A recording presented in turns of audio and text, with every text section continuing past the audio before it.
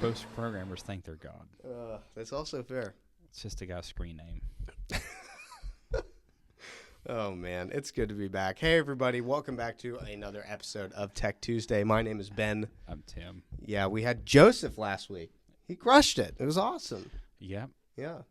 And Oh, he's laughing. we also filmed with his Jawbreaker Camaro. Yeah, he did. The Jawbreaker Camaro. Have you seen the paint? Dude.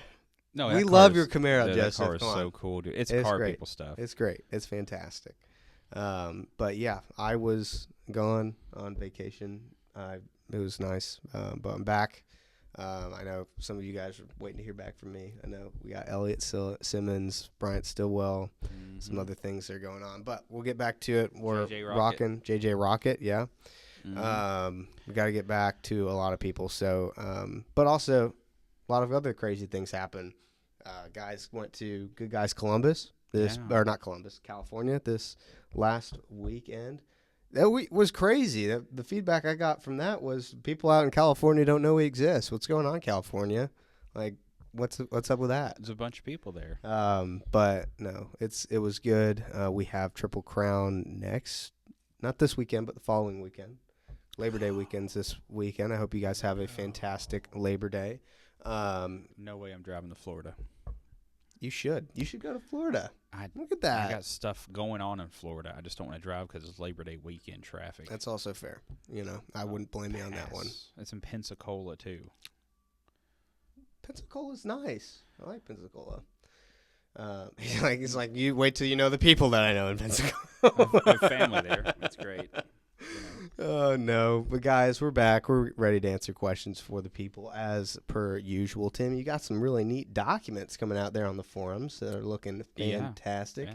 Yeah. Long time coming. He's had a lot of these things ready to rock, but, you know, we've been editing, making things better. Obviously, we've been moving. You know, those aren't really good excuses, but we're getting them out there, which is the point. So, I just started posting them on Facebook. I know. If you're on the EFI owners group, ACES EFI owners group, I'll be posting them things. So as I get them ready for release on the website, I'm just going to drop them out there on the Face Space or the My Book or what have you not.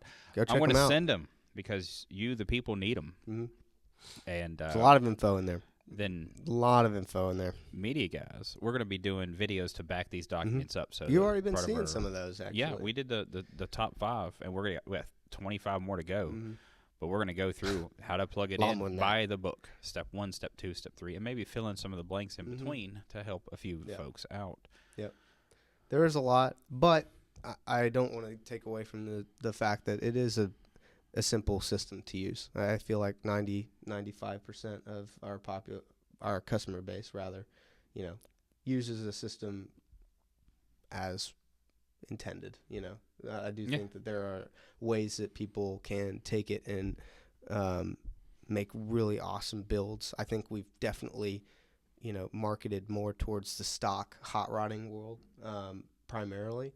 But the stuff that we are putting out is going to, I think, make ACES leaps and bounds, you know, more recognizable within the industry as a whole because of the things that it can do. But people didn't realize it could do those things or have been asking for us to expand in certain areas. So it's really an exciting time. And it's always an exciting time. But just recently, some of the things that we've been doing is just really exciting to see come to fruition. But I'll stop talking while you guys are here answering questions for the people. But before we do, Tim, do you have any questions, quibbles, fashion statement, tips, anything that you'd like to say to the audience before we get started this wonderful morning? It is morning. It's still morning. If you get your block back from the machine shop that's not ready to go, make sure to take all the plugs out and clean the thing thoroughly. Wow. It's really true. Good point. Yeah. Machine shops are great. Some really clean them. They're ready to build. Yeah. Majority of them, they'll charge you for the cleaning, but they don't clean it. Oof. It's true. Is that real? Yeah, dude. We deal with motors every single week. Ugh. And it's just, you know, we have to spend so much time just making sure these things are clean because, you know, you got $600 pistons and another $800 in connecting rods and then the high-end King P bearings and all that stuff. Yep. So, and you're just like, oops, there's a little bit of something in there. that's $1,000. It's true. It's very true. All right, here we go. We'll jump back into that's actually variance. I didn't even know that, but there's a lot I don't know. But here we go. Player 42971. Loving the progress you guys keep making with Aces EFI. I know we were just talking about it. One feature that would take things to the next level is official Bluetooth support for Real Dash using the new Aces Bluetooth adapter. Being able to fully customize live dashboards on tablets and phones without extra cables, clean, fast, modern. Any chance we'll see Real Dash compatibility added in the near future? Not really sure about Real Dash. That would probably be something you'd need to look into. Yeah, it's Real Dash. They make really good stuff. As in any kind of gateways compatibilities like we did with Dakota Digital. That's a possibility, but we have other higher priority things to deal with our systems that before we start tying in others. That way we don't have to make a development with another company on how to work with their stuff, and then we change a bunch of stuff, and then it just doesn't work anymore, and they have to go back and re-engineer a bunch. So we want to get to a certain point and add that, and actually for outside capabilities, we want to explore that at depending on what level we're at the time. It's Brian cool. Stillwell. It was Ben that I talked to on the phone. It was. Apologies. The joke whiffled since Ben wasn't on this episode, but it was just my weekly reminder for Ben to send us hats. Sweet. I know. I'm going to get that every single Tech Tuesday, but I don't know. I mean, I just got back, so I'll check and see if they processed the new. Did they process the new merchandise in the warehouse yet? Don't know. Well, we'll find out, Bryant. And to all of you guys that are wondering, because I know that people have been asking for new merch for a while, and it was a whole process. It is here in the building, so it just has to be on the website. And once that happens, Brian, I can send it to you, or I can just send you the old stuff. But I will probably talk to you before this episode comes out. So just give me a thumbs up in the next Tech Tuesday episode. I appreciate it. Thank you, Brian. NoGarageGuy. Ha-ha. Ha-ha. Juice to pass button. Nice. I like it. Also, NoGarageGuy. I know you said boost controller is on the radar. Push to pass button, bump button, hashtag, comma, NoGarage. So we got to get that boost controller sorted. And then we can get into that particular type thing. Because there is solid state stuff you want to play with that on that. So it doesn't cook the ECU or backfed. You ever had like another name brand that you hook up the trans brake and it flies back and with the voltage and smokes it, and then you're like 6 weeks out on your warranty? We're going to try to avoid that one. When we tip our toes in that pond. You can have the next one. I did 2 in a row. It was good. Got to carry the show, you know what I mean? Is that the CAN-IO module stuff? Yeah, some of it would be, yeah. Okay. That's awesome. race car stuff, man. I know. That'd be really cool. All right. Immortal Motors 562. Future planning. Will the Deuce is Wild get the fusion treatment? Got a CJ7 with an AMC 304 and a 2-barrel manifold. Still on the fence if I want to try and find a 401, but the budget will probably say no when I ask. Nice. That's funny. 304 is just fine, man. Yeah, absolutely. It's probably not going to get the fusion treatment. No.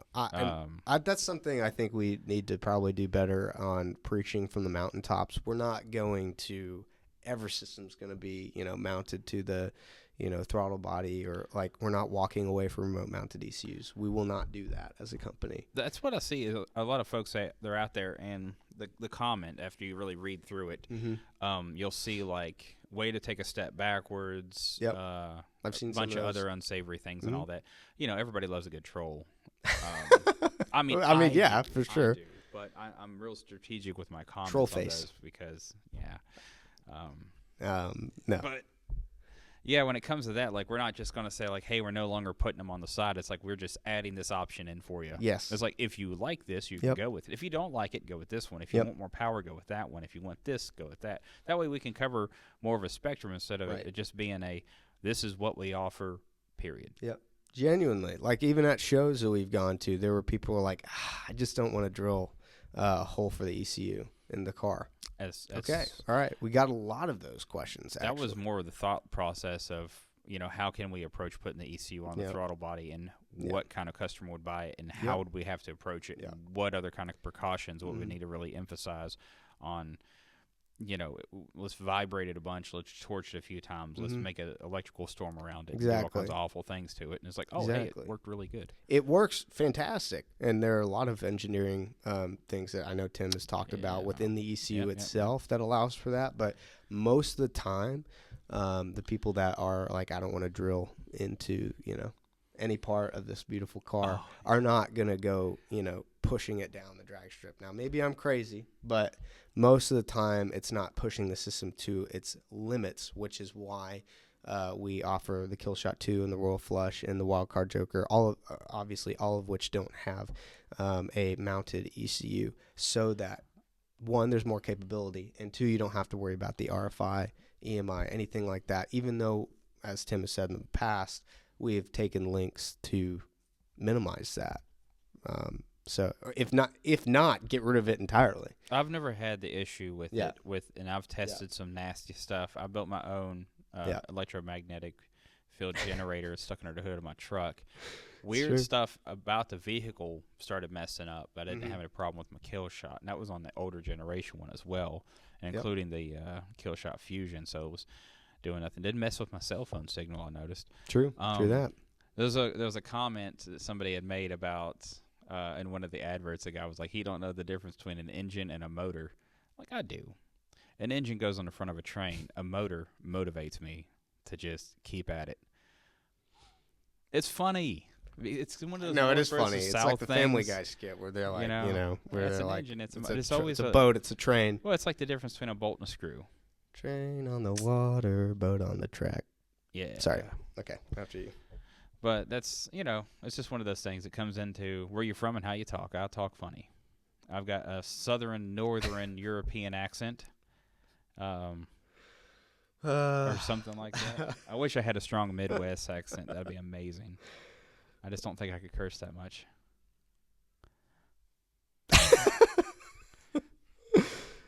You go. I'm not gonna try that. What? You go. You read that. I'm not. I can't. Silly Bob Thornton, 589. I installed Killshot on my... You skipped it. What? What? the Sigjorn. Oh, I didn't even see it there. I don't even. It sounded like I had a stroke, but I don't. No, it got some real Swedish or Finnish vibes to it, though. I like it. I'm just butchered it. Sigjor Von Vincent. I don't know. Anyways, Something. Appreciate you commenting. Sorry about mispronouncing your name. Please so let hard us know how to before. say it. I would for the love to hear future. an audio file of how you do it, and I would practice that because I'd love to be able to say that. That's really cool. 3649. Just installed Jackpot Pro drive-by-wire on the car. Started right up. Wonderful. Minor issue with the throttle pedal and shifting, but after a few YouTube videos, I figured it out. Wonderful. Would like to see some sort of idiot guide to what everything in the handheld does. Yeah, that's really good. Yes, I'll get on that. Let me do that. We're in the yes. I'm making guides. Right now I'm focusing on the tuning software, but as there's going to be a whole another thing of handheld stuff. Yeah. The 0.2 headache on that is the fact that each handheld is different, so I have to go through each system for the handheld to make it. It'll be a document. It'll be several documents, but it'd be worthwhile. Yeah. I need to figure out what final version we're gotten in there. That way I know we're not adding anything special in the next 6 weeks or something like that, or 6 months. That way I can put a document out and I know it stays true for at least a given time. Because there is a lot of great things you can do in the handheld, and honestly, I haven't put out adequate information for the people, and I feel like I've let you down, so I need to get better. No, we're doing our best to get as much of that stuff out as quickly as possible. Let's see, silly Bob Thornton, 589. Sorry, I stole this one from you. We didn't mean to jump away. I just noticed we missed. I installed a Killshot on my son's Firebird. Awesome. Good choice. It has run extremely rough since I put it on and has not idled smooth enough to even get it moving. I was told the IAC needed to be adjusted, but it will not warm up or stay running long enough to really adjust it. It surges from 300 to 500 RPM and shows 85 to 90 on the IAC when closed. Close-ish goes warm. Adjustments to the butterfly valves do not change this at all, and the air port is sucking a ton at all times. What can I check? Your timing's off a bit. Make sure it's mechanically locked out if you're using our timing control. If you're using HEI, cool. Look for like 15 to 18 or something on your base. You're fine. And make sure you're not over-advancing. When it comes to you adjusting that throttle plate and it's staying at 85 to 90, that sounds like it's at your parked air percentage. So that's the reason it's not giving you the extra RPMs, because it sticks itself to the parked air position. So if you zero the TPS, you'll see that your idle will change. But this sounds like you also may have a bit too much fuel. In the fuel tuning guide that is dropped on Facebook, have a crack at that and have a peek.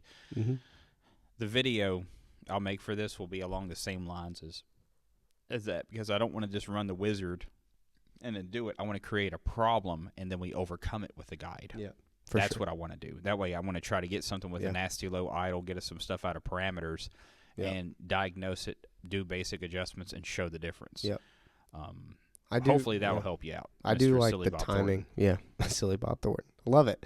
I do. I like it. Start simple with timing.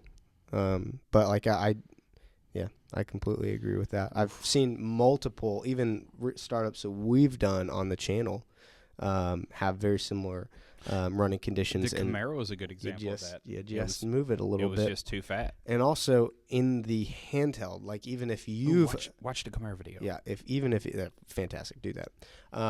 Even if you change the timing yourself, the handheld is still reading for 15. So a lot of guys often tell us like, "Well, my car runs great at 11 or 12. Why do I have to put it at 15?" So those are things that you should either change in the handheld or That'll 15 be in is the starting for sure. Absolutely. Because a lot of people, they don't know that 15 is just a verification of timing, and then what your startup and idle timing is, you can set those. Like, it loves 11 degrees. Cool.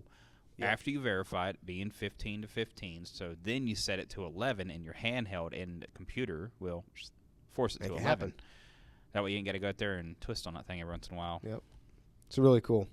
Adam Reynolds, 1851. Magnum. I agree. I've already sent that up quite a while back. I got at some point, I'm kind of hoping that we do offer either a dual drilled setup or something like that, because Magnum's cool.